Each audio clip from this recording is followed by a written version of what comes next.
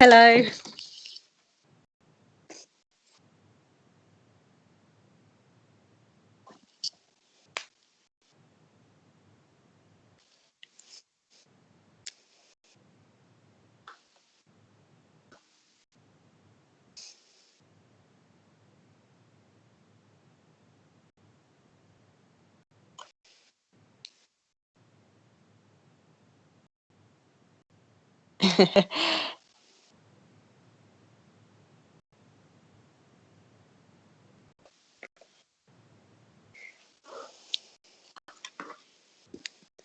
Ooh.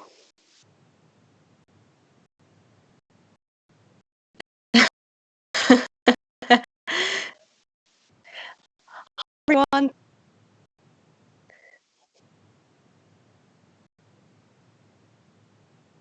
That makes both of us. Okay.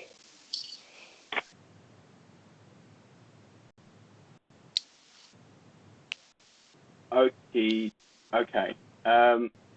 Let me know if you can hear me now.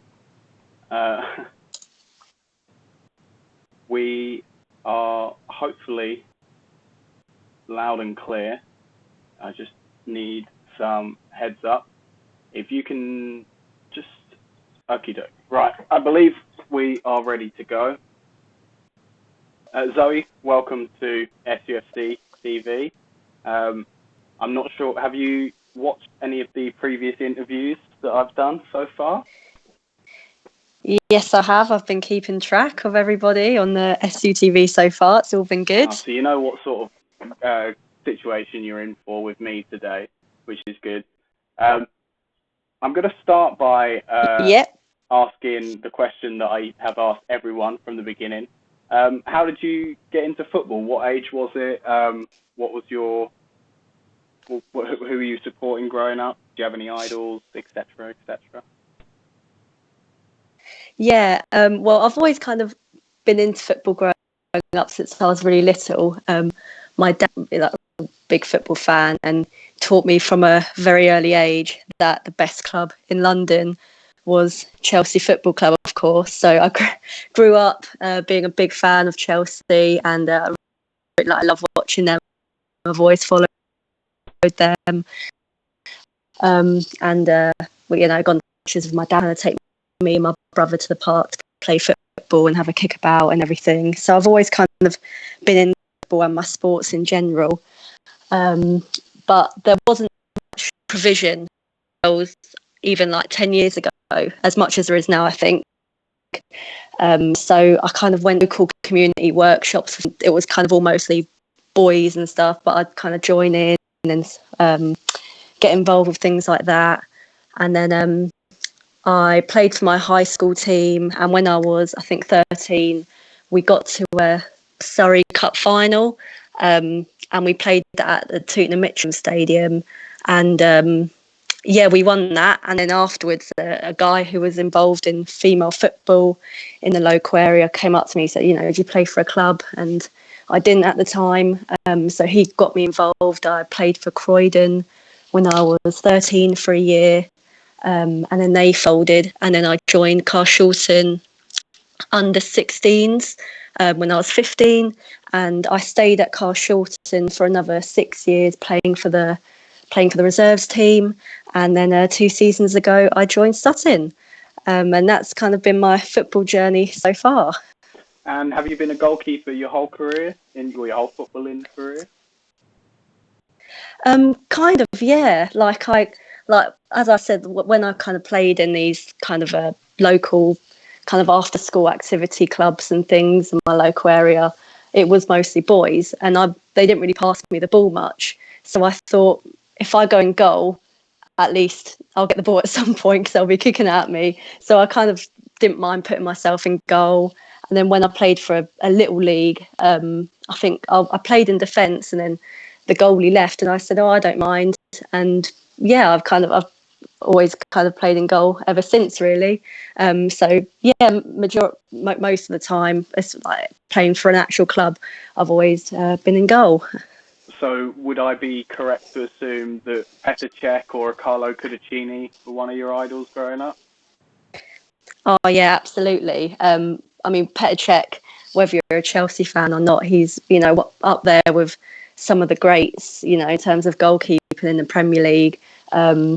And yeah, I'd always watch him growing up and kind of keep my eye on him when watching football. And yeah, he's a fantastic role model, especially for the club I support, to have watched as a goalkeeper growing up, because he was fantastic. So, you know, I used to really idolise him. And even now, I keep an eye on the goalkeepers, whether it's Chelsea or other clubs. Like whenever I watch matches on the telly or live, I can't help but like keep track of the goalkeepers, because I'm constantly kind of analysing them and thinking, oh, like, is that what I'm doing? Should I be doing that when I'm playing? And critiquing them even. But yeah, Petr Cech was definitely one of my idols growing up. Well, if you weren't aware, he does still work with Chelsea. He's one of the liaisons with the board and the training, the squad. And I've had the privilege of seeing him quite a lot in the last few months. And I played a game of football with him before lockdown happened, and he wasn't allowed to play in goal. We didn't have any goalkeepers, but he's a lovely bloke, and he's an absolute chatterbox as well. If you ever got the pleasure to meet him, he can talk for Czech Republic. He's a lovely guy, and so is Carlo Cudicini as well. Oh, that's brilliant. I'm very jealous of that. Never actually got the pleasure of meeting him. My dad has. He's driven him in a taxi before, but I've never, and he got his autograph for me, but I'm quite jealous that you had the privilege of meeting him that time. So you are very close with Paige, your co-goalkeeper. You've been with you've been good friends throughout your time at Sutton.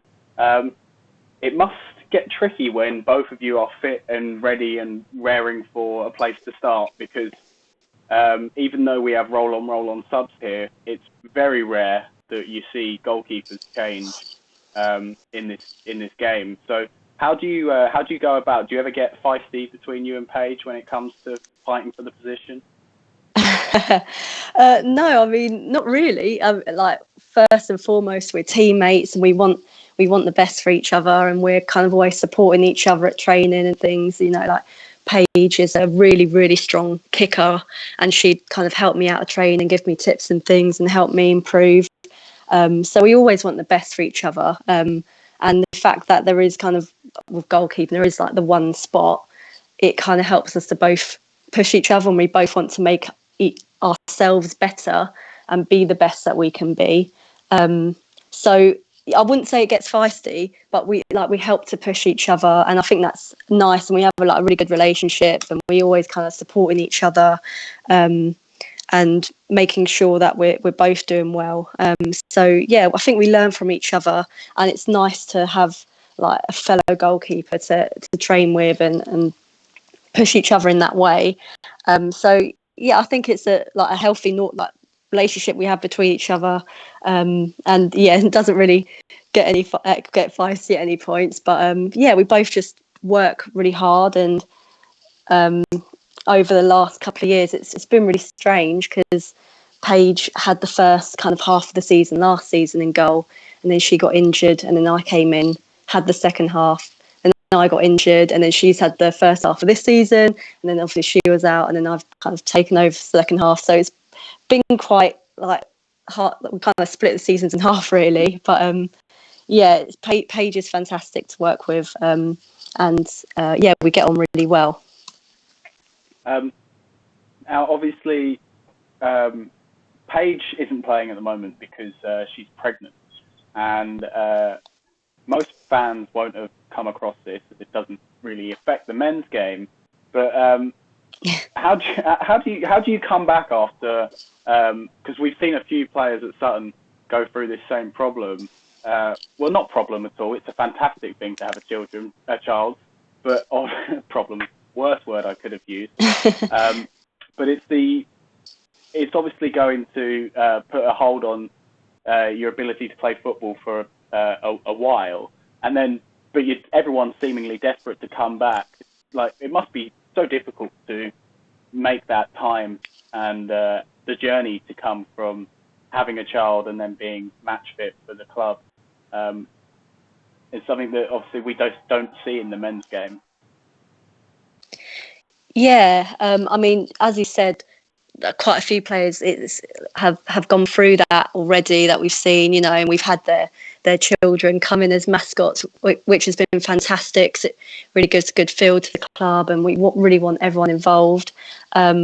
And yeah, I mean, I can't speak from experience, but it must be really difficult to come back from that and all the changes that they're going through, and not just like physically, but actually their lives. Like, they've got a child to look after now.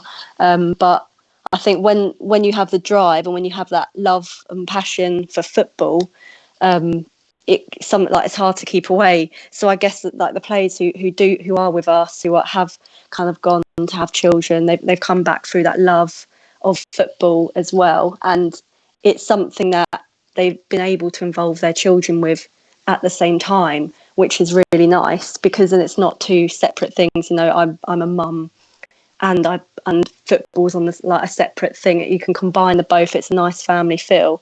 So I think the girls who have come back, they've had to work really hard.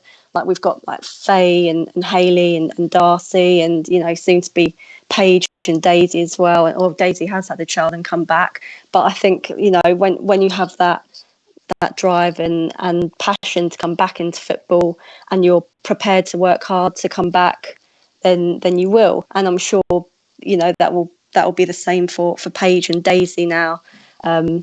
And because they're both fantastic players, and they'll both be wanting to come back to football because they're both excellent footballers and they both love the sport. So I'm sure with that drive, they'll be back in no time, once they're ready, of course. But I think the club are really supportive. If you're out for whether it's pregnancy or injury, the club's really prepared to support you with that, and helping everybody to take their time in coming back when they're ready, kind of not pushing anyone to get back within this time, but, you know, kind of helping them on their journey back to football as well. Well, for someone who obviously can't speak from experience, that's a fantastic answer. Thank you for just giving any of the listeners and myself just a different perspective of how it must feel to, you know, want to raise a child but then get straight back onto the pitch. And it's a great example of some of the players that we've seen. And I can actually show, if you're watching on YouTube, which you should be, there won't be any sound, but you'll be able to see the highlights of the Sutton versus Clapham United game, and we have a few of the players bringing out their children, and that was a fantastic game. That you kept a clean sheet in that game, and Sophia has also, I believe, commented, how did you feel when you made that blinding save in the last game for Sutton and kept a clean sheet? I believe she's referring to this Clapham game, if I'm right. I might be wrong. Or maybe it was Crystal Palace. I believe that was the last game we played prior to the lockdown.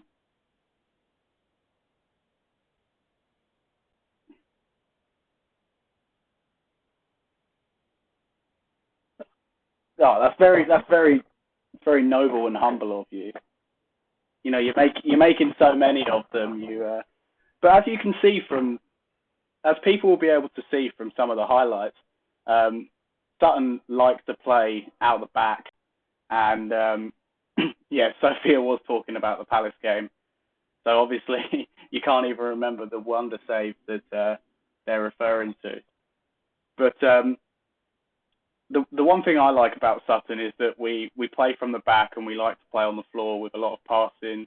As a goalkeeper, and obviously you've already said that Paige is a better kicker than you, how does it feel? Do you feel more comfortable knowing that you can take a touch and play a pass instead of having to feel like your manager just wants you to pick the ball up and boot it, which has been the case in some opposition we come up against.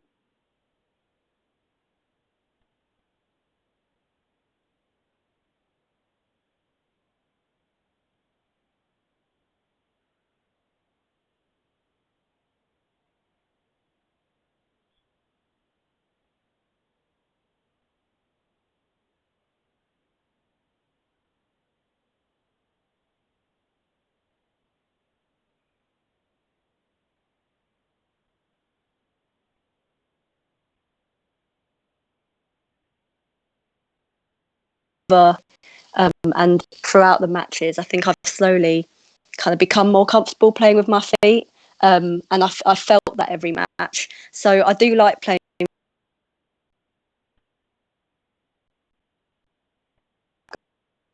We have actually scored from being able to build up the play, and like where sometimes I might feel a bit nervous playing out from the back. You know, the forwards might, you know, click on to what they're doing and start pressing a bit higher in the defence. They're so calm and comfortable on the ball that I know that they'll make the right decision with the ball if we're playing from the back, whether it's come back to me and I go long, or they pass it out, or one of the defence send it long. They're all on board with that passing out from the back and know exactly what to do. So I trust them 100% playing from the back, and that gives me a lot of confidence when we're doing that. And if playing out from the back isn't working, then we go long with it instead. So yeah, I don't really mind now. I was a bit nervous about it at first, but I'm quite confident doing that now, kind of towards the end of the season. Now, I've played as a goalkeeper for a few Sunday League teams, and the way I see it is that some of my favourite games are usually an attacker's or a midfielder or even a defender's least favourite game, because, you know, sometimes the day where you're most busy and it can be a real, you know, you're just getting attacked with shot after shot after shot, and there's obviously a lot of anxiety in the air, but you're pulling out save after save after save. That's where I would say, like, oh, my favourite bit would be, we may have lost. I remember a game where I made about 12 or 13 saves where we lost about 4-1. So it was one of my favourite performances because I could just remember all of the saves I did make. And when I've spoken to Darcy and Gabby, obviously a lot of their highlights have been some of the goals they've scored and some of the performances. But it's understandable as a goalkeeper to love the times where, you know, you're under the cosh and you're the one who's most responsible for stopping the game from going the wrong way. Do you prefer to be? I'm going to try and word this in the right way. Do you prefer to be sort of sat on your touchline, cautious for a counter attack, or would you rather be whilst the rest of the team attacks, or would you rather be busy with a lot of saves to make? Yeah, that's a hard question, really, because, like, as you said, you don't want to be kind of having to make, like, save after save and be constantly busy, because obviously that means the other team are doing well. But and you'd rather our team have the more possession, but at the same time, it can get a bit boring. So you do like to kind of have a shot or two at you, or have something to do. So yeah, it's kind of a hard one. I like to be a bit busy, but if I had to make the choice, our team having the most possession and taking the most shots off, and me having to be constantly busy and risking a goal, then I'd be risking that. I'd rather our team have what's best for the team, and if that means me sitting around, well, not sitting around, I have to be constantly aware and concentrating. Yeah, I have to be constantly concentrating and being aware. So, but then I would rather, I'd rather the team be doing well. But then at the same time, that can be even harder, the games where you don't have much to do, because you have got to stay on alert. And if I lose that concentration for a second, or I'm not on my toes, and then there's a through ball and I'm not ready to come and collect it, then we're in trouble. So it is still tricky when you haven't got as much to do. So yeah, I like the kind of medium level games where I've got a bit to do, but I'm not being bombarded with shots, if you know what I mean. No, that's completely understandable. And I think that a lot of people can give the goalkeeper not enough credit when the other 10 players are, you know, having the most of the possession or maybe dominating more of the games. Somebody like Alisson at Liverpool, a lot of people can say, well, he hasn't had to make that many saves, that they spend most of the time attacking. But it's those moments when they do accidentally give away a chance, or they do need to, it's only 1-0 and this equaliser could cost them 2 points, and he makes the save that needs to be made. It's all, you've got to always be on your toes in those situations. Yeah, definitely. And it's funny, actually. I was Chelsea women's team. They were in the Continental Cup final, and I watched it with some of my teammates. Shout out to Sophia, Tamara, and Cindy there. But we were watching, and I kept making these little comments about the Chelsea goalkeeper. I said, "Oh, look at that! Look at what she's done there." And they were kind of saying, "Oh, I've never really thought of it that way." But like you said, I feel like in general, not just me, I'm not saying I want recognition, but in general, I don't feel like goalkeepers, they're not always seen for every aspect of what they have to do.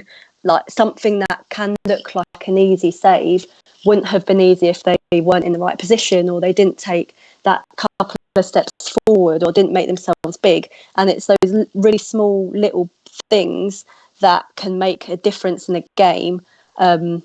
Whether it's sweeping or the way they're passing, or like those things can make a big difference as well to games. Like it doesn't have to be making a massive top bin save to make the goalkeeper like a good goalkeeper. It's got to be all those kind of little aspects on the pitch and actually playing, help keep the pressure off, to help the side in possession. So yeah, I think those little things can sometimes go unrecognised. But it's nice, like when I'm watching Match of the Day, and they like someone will mention something about the goalkeepers and like being. I think more now that general football is being played out from the back, those things are being picked up now. Like the different jobs that goalkeepers have to do in general.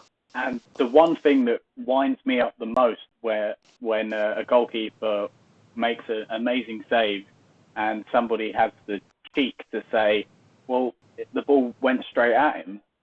That is, very rarely that is actually the case. And it is all about the goalkeeper's positioning, and just the fact that they've been in that position for so many games over and over and over again. They have an idea, without even having to actually think about it. They have an idea of where to stand and where to be, or where to have their arms even face at times to make that save, because your little 6-yard area becomes your home almost. Yeah, absolutely. Like fair enough, if the ball went at them and it hit the goalie, then fair enough, it went at them. But as you said, it's those little things that the goalie has to do and put themselves in the position that it did hit them, and it did stop the ball from going into the net, which is the most important thing most of the time. So if a goalie has come out and made themselves big, or to make sure it hit them, then they've done their job. And it's that thought process, like that split-second thought process that the goalies have to do in order to make sure that the ball is going to be blocked, whether it's an arm, whether it's like a body or leg, anything can make a difference. So yeah, it's making sure that you're in that position for the ball just to be blocked at some point. And yeah, there's a lot of thinking behind getting yourself into that position, which is probably difficult to learn, because it's something that you've got to do in a match situation. Like at training, you can practice, but you need to then apply that into different situations where you've got to make your own choice. And we've done a lot of work on that this season as well at training, like those very refined small details, and that's those small steps to the left or right that can make a difference between a goal being scored and not being scored. We've got a question on the live chat from a Lily Dusting saying, do you have any advice for goalkeepers trying to get their confidence back after being out with an injury? The first thing that springs to my mind is if you've hurt somewhere in like your legs or your like your elbow or your wrist or something like that, because I broke my wrist playing football, and wanting to go back and then just dive onto the floor right on top of my own body, which is how I broke it in the first place. It is a little bit daunting, and it obviously you've had to come back from injury this season. Give us how did you get your confidence back? Because I wanted to play football regardless, so I sometimes would just play through the pain, whereas you've got to think about the team and results and performance. So let's hear your take on it. It's not my interview. Well, it's hard, as you said, like you just want to get back into it, and that is totally natural, just to want to get back playing.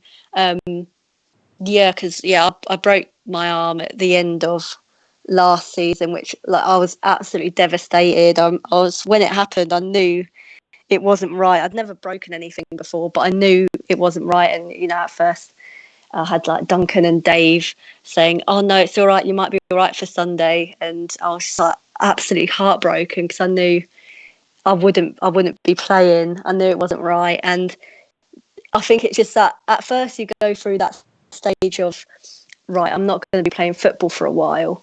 And once you get over that, it's kind of okay. You make your peace of it for a bit and you're like, right, it's fine, because once the cast is off, I'll be kind of getting back to it.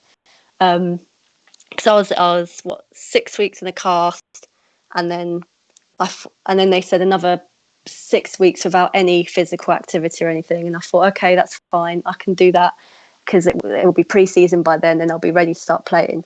And then the problems with confidence, I think, started coming after that, when I was trying to train and I couldn't move my wrist properly.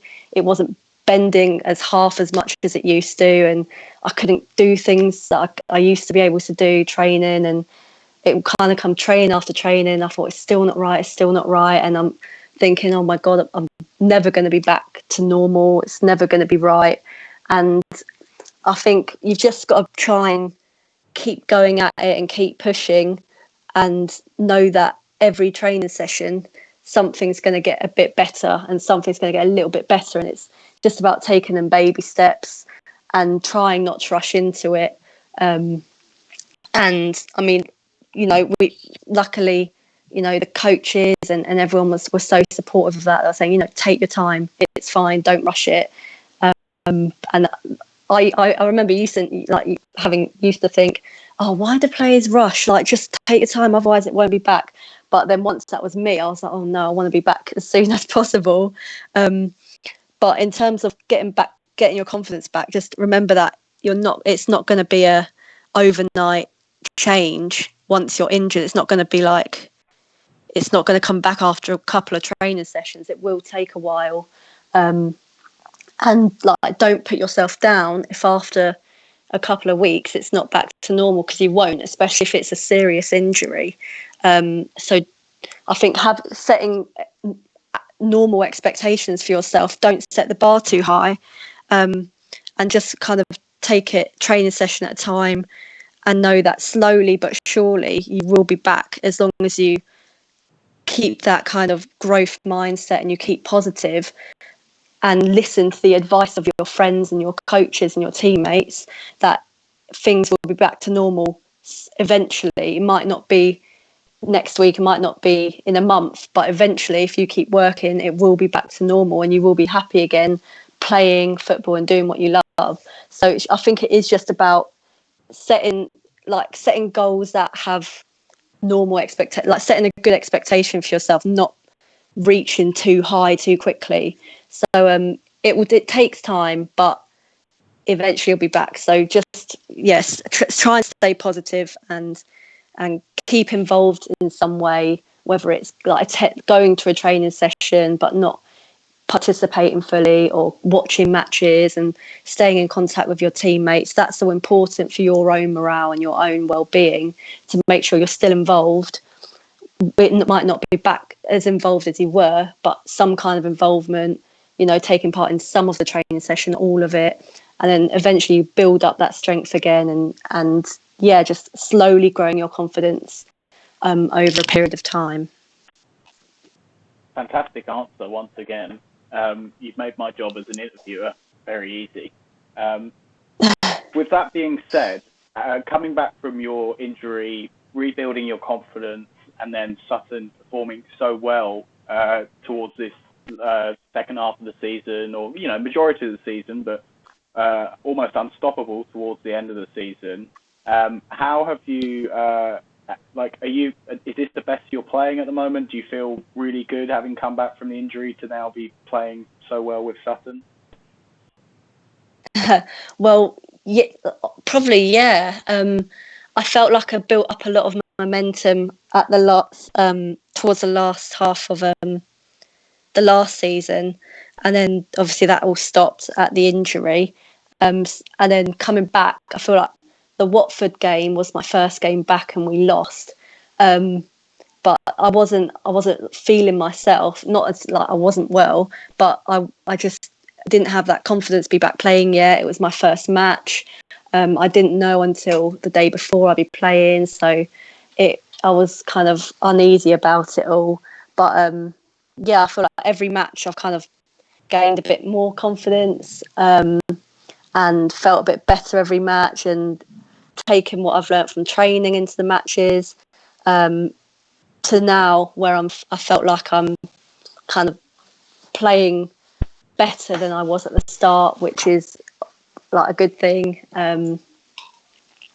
And yeah, I think it's just taking experience and learning from matches as well, because like as useful and helpful as training is, you take so much from playing in matches that you can't learn from a training session. So I think playing in matches, getting like feedback and learning from each Sunday has really helped as well, to now where I'm at a stage where I'm feeling more confident than ever, which is good.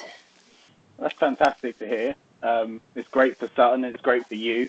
What has been your highlight of your 2 years at Sutton? It can be a memory that I will not know about. It could be around winning the league last year. It could be from this season. It could be something that's got nothing to do with a match or anything. What's been your highlight of Sutton United? Oh gosh, I know this sounds a bit naff because I was injured, but the league winning game last season was absolutely fantastic. 7-0 to win by that amount. And Ella Bale scored the first goal, and she kind of ran over to me at the sidelines and gave me a big hug, which felt really nice. I still felt included. So that was fantastic to win by that much. This season, I'd say winning the semi-final was a fantastic feeling. We haven't been like this far into a cup in a long time, and reaching the final was a fantastic feeling. I was, I'm over the moon, really excited, and hope. Well. Yeah, that's always a bonus. So yeah, that was that was brilliant. To win 1-0, it was a really good match as well. Crystal Palace played really well, and luckily we rose to the occasion. And I think after that kind of devastating kind of Walton match where we got knocked out of that cup, we really were fired up and wanting to come back so much stronger for this cup. So to beat Clapham 5-0 was a team who we really struggled against last season. You know, they were our main contenders for the league. To beat them 5-0 was amazing, and to go on to the semi-final and beat Crystal Palace 1-0 in a close match. I was really, really buzzing after that. So yeah, that's probably a highlight for this season. Oh, well, that's fantastic to hear. We've got a question from David Solly. How do you feel before a game, and do you have a set routine to calm any nerves, any superstitions maybe? Hi Dave, hope you're well. I don't really have any superstitions. I do get quite nervous before games though. Probably more this season than last season. I don't know why. I'm not worried about myself getting injured. I don't know. I just want the best for the team, I think. But Sophia has given me a pre-match kind of massage before, which has helped, nice and calming. But I don't. Yeah, I think just having my teammates around me, having like a nice chat before matches, and having good banter in the changing room, and that really helps. I've got Jen to my right who's always kind of keeping me zen, keeping me calm. And then I've got like Tamara and Tamsin to my left, and Tamara's a player who's so kind of collected and sensible, and she keeps me on track and keeps me calm about everything. The only pre-match routine I'd say I do is, I don't think anyone really notices this, but at the start of the match, the ref says, you know, goalkeeper ready. I do a peace sign, like I put up 2 fingers as like peace. You know, I don't know why, I've always done it, but it's just something I like to do before matches. The other thing that has worked this season, I don't know if I'm allowed to say this, it might be like our team secret, but here's an exclusive. Before the last few matches in our little team huddle, Cindy has some very wise words of, and we'll be on our merry way. And since we started saying that, we haven't lost a match. Oh, that just that's Cindy Colliver. That's like a team routine. That's brilliant. It is, yeah, it's very Cindy of her. She'll have some wise words before that, and then it'll be, and we'll be on our merry way. And it's worked every time. So I think that's a pre-match routine that we'll all be sticking with. Well, that is brilliant. What was I going to ask? So there's usually a good atmosphere in the warm-up. That's when I can see you guys before the game and everyone's getting ready. On some of those big games, when you're in the dressing room together, maybe 5-10 minutes before kickoff, does it ever get serious and you start all having like game faces on, or do you still keep that relaxed atmosphere going into like very much the kickoff? I mean, you're giving people peace signs just before kickoff, so you're obviously cool, calm, and collected. Yeah, we have like a good little song and dance before we have our proper team talk. You know, Gabby's on the tunes, and you know we'll be having like a little dance, a little sing song before, and then when kind of Duncan comes in for the team talk, we all kind of pipe down and listen. Well, some of us do. Gabby might be winding him up at the front from time to time, but in general, we're all quite serious and listening to the pre-match kind of words and advice to make sure we all know what we're doing and we're ready for the match. But then, you know, then Duncan will leave and we'll kind of get into our kit, and then we'll kind of have the music back on just to keep ourselves in a like positive mood, but also keeping that mindset of what we need to do on the pitch and what we need to do to win, and just making sure that we're bringing everything from training into the match. So it's a bit of both. We know when to be serious and when to listen, and then we also know how to have a good time and keep a good atmosphere in the changing room as well. Well, we won't keep you for much longer, as you are. Well, thankfully, you're here, as Paige unfortunately couldn't be here. But we do have a question from the manager himself, Duncan Muller, and he has said, as you work with children and coach the school team, do you think you would ever be interested in going into coaching yourself? Oh, good question. Yeah, I'd say so. I've started doing my school football team this year, and I absolutely love it. I love being able to kind of to have a little team and kind of encourage them, and they've been doing so well this season. So when all this kind of lockdown began, I was like, I was devastated. We had loads of tournaments and matches and things to go and win in this summer. So it is something I really enjoy. So possibly, yeah, something I could continue doing after my playing days are over, maybe. Because I love football, whether it's coaching, playing, watching it. Yeah, I'd want to be involved any way I can. So yeah, and I enjoy coaching and seeing children enjoy their football so much. So yeah, probably something I'd be interested in the future. I'd probably need to learn a bit more about everything. I'm just taking each session as it comes at the moment. But yeah, definitely something I'd be interested in. Oh, well, that is a lovely answer once again. Thank you so much for giving us your time for me to interview you and telling us about the life of one of Sutton's goalies. It's been fantastic. I hope you've enjoyed yourself. Very welcome. I have. We are all patiently waiting for the day that we can go back to Gander Green Lane, and we have a cup final that needs playing as well, which I can't definitely wait for. Is there anything that you'd like to anything you'd like to say? I offer this to everyone. They usually are a bit not sure what to say, but yeah, it's a pleasure having you at the club. It's a pleasure interviewing you, and yeah, is there anything you'd like to say before we send off?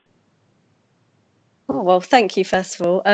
Well, firstly, just like a big thank you to everyone who helped me come back from a injury this season. I know I've gone on about it already, but I really appreciate everyone's support and helping me come back. And it's been a long journey, but all the coaching, I enjoy every training session, and I love being at the club. So coaches and teammates, you're all fantastic, and I love being at Sutton. And secondly, just big shout out and thank you to all our key workers, all our healthcare workers, and everyone who's still kind of working and out there and keeping our country going and keeping everyone as healthy as they can. We tried to do a fundraiser at Sutton Women. We did a 5k and £5 donation from the younger teams all the way up to the under 21s and the first team, just so we could try and give something back. And overall we managed to raise £755, and we helped donate kind of some goodies and things to St Helier, our local hospital.